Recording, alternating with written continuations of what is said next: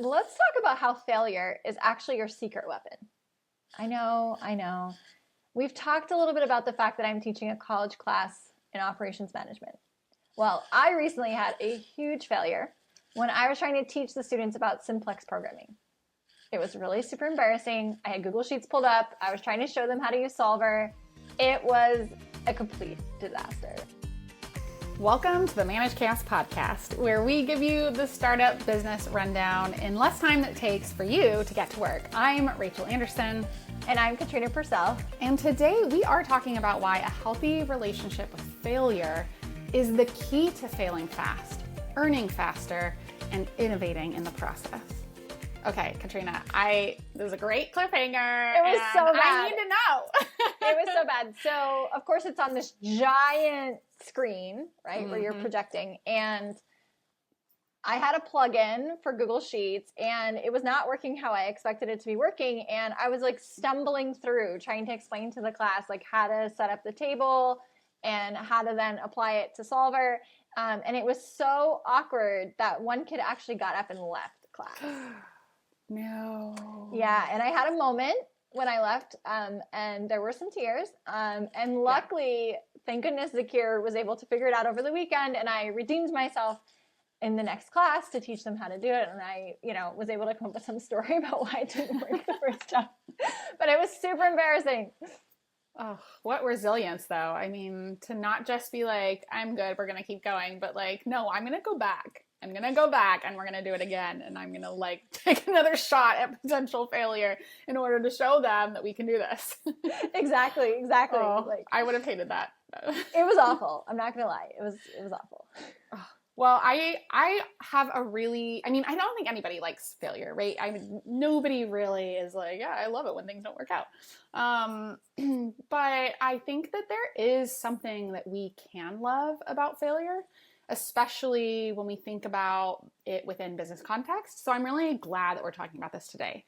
When you kind of talk about this with your clients, and even when you think about it for your own classes or business, where do you start? Why do you think startups have such a complicated relationship with failure? Why do we, in general, in business? Yeah, so I think everyone really has a complicated relationship with failure and fear, right? And I think, the thought of failure is really driven by the fear of the public impression of you.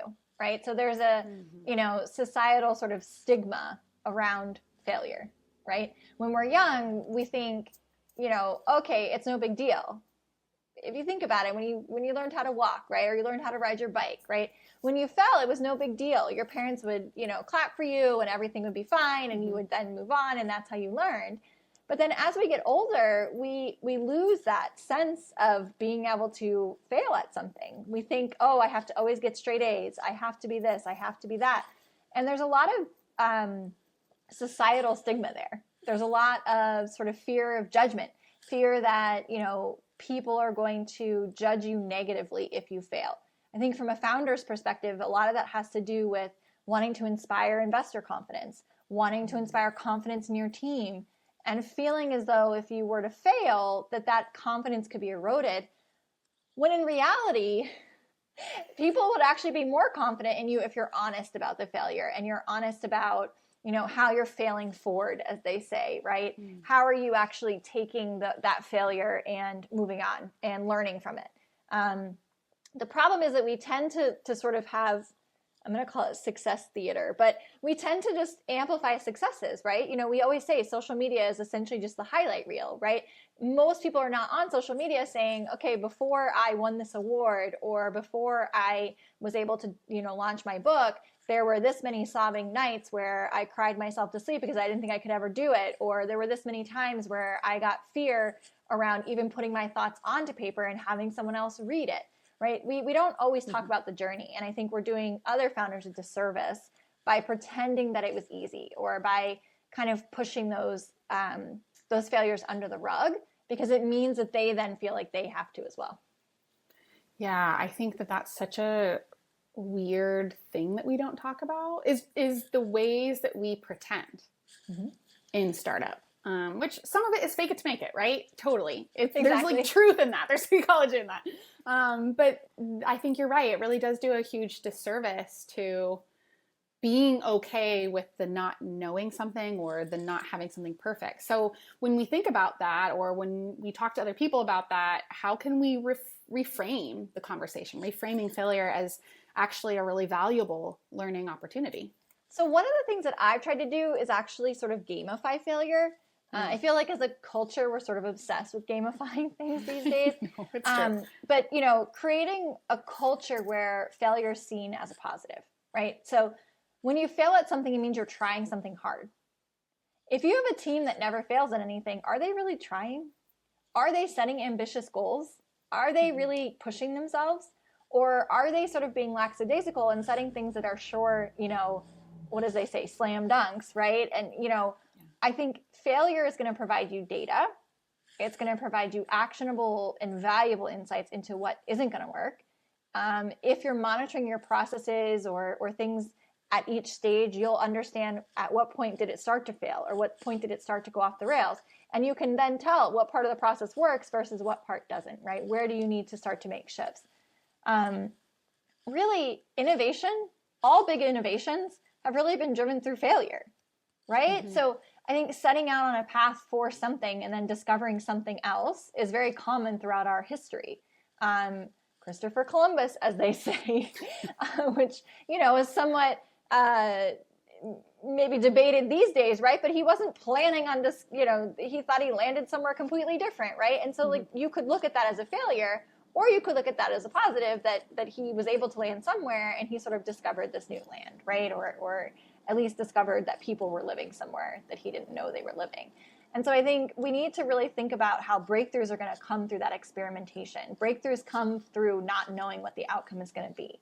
And failure is just really not knowing what the outcome is going to be, right? Assuming it's going to be positive, and then taking something that wasn't what you assumed as a negative. But that doesn't have to be the case. Just because the outcome wasn't exactly what you wanted it to be doesn't necessarily make it automatically negative. Now, could you put a bunch of money into something that doesn't work out and then you've lost money? Yes, but you've learned, right? And there's a cost to that learning. Growth mindset, which we've talked about in another episode, is just so important when we start to think about failure and our relationship with failure. Because in a growth mindset, you're really embracing those challenges. You're embracing the failure. You're seeing it as a path to success. Because success is not binary. There's a path that you have to walk to get there. And along that path, there's going to be things that don't work out the way you expect it. And in some cases, they might actually end up working out even better than you thought. But unless you try, you're never going to know. You know what's so interesting about this is that it really makes me think about a friend of mine who has had her own business for years and years. And several years ago, she decided to do a year of no, where she was going to try and get 100 people to tell her no about some audacious request. But ironically, that didn't happen very often. So I don't think she got the 100 no's. Instead, she got on a radio station and she ended up asking them for a signed picture of Taylor Swift that was like in their hallway. And they were like, yeah, sure, you can have it. And then she ended up at the Grammys. And then she ended up like on stage somewhere giving a like keynote speech. And now she has a whole new business that launched 2 other businesses that all came out of like this kind of funny joke of a like thing. And I'm like, if we had that same sort of idea about gamifying failure and really embracing like it doesn't have to be this absolute, that would be so incredible. So in order to help people switch some of their mindsets just in really like practical strategies for this idea of learning faster, as you called it, which is really great, what do you recommend? What do they do to learn faster from their setbacks? Well, first I need to figure out how to get a signed Taylor Swift poster on my wall. But anyway, so creating safe space for failure. So if you're a leader, and this goes for yourself and then also your team, right? So if you as a leader do not exemplify for your team that failure is okay and that failure is a learning experience, your team will learn to also be afraid of failure. They will not try things, right? They will not propose bold, audacious ideas to you if you have portrayed to them that you're unable to deal with failures. So encouraging open communication, avoiding blame.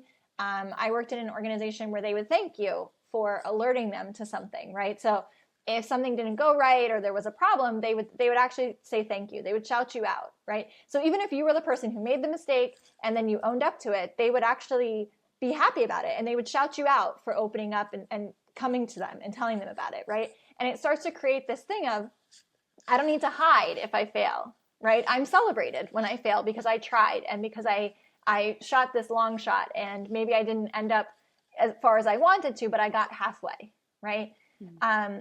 Conducting postmortems. I feel like we need like a better name for that, because obviously a postmortem in medical is done when someone dies. Yeah. And like, hopefully your project hasn't died, but I think doing a postmortem at the end, right? So being able to objectively look at what went well, right?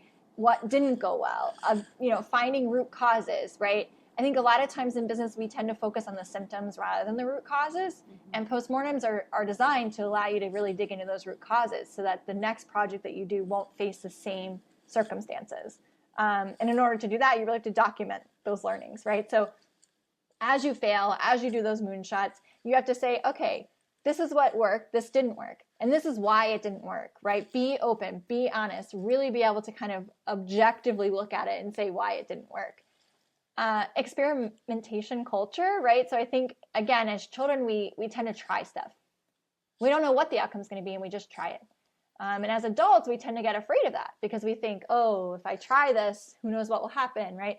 If I dye my hair pink, I don't know what will happen, or maybe people won't take me seriously, and we start to think about these like outside factors. Whereas for children, we say, oh, I wonder what would happen if I put this toy on top of that toy and then I threw it at my brother. And so I think, you need to really embrace that experimentation. You need to allow people to take calculated risks. And whether that's you have an innovation team or you spend a certain amount of time on innovation, I think creating the structure that allows for things to be freeform. And I know that sounds counterintuitive, but I think it's really helpful to allow people to know that they have the space, whether it's a hackathon, whether it's a dream big event, something where they can actually start to think and kind of offer off the wall ideas. And then obviously being agile, right? So being able to kind of quickly adapt, being iterative, taking feedback, taking, the results you've gotten, and being able to actually get that into practice, right? So being receptive to feedback, understanding that you might have to, and we talked about this on another episode, but pivot, right? So let's say you're walking down a path, you start to see that it's failing based off your data, being able to pivot quickly, right? So don't wallow in the failure, pivot quickly and maybe turn it into a success. I think that's great. I have learned so much in the last year or so from Amy Edmondson. She talks a lot about what kind of failure is good failure. And so if anyone out there is listening and you really want to dig into both this as a mindset and a practice, I would recommend her book. It's called The Right Kind of Wrong, The Science of Failing Well.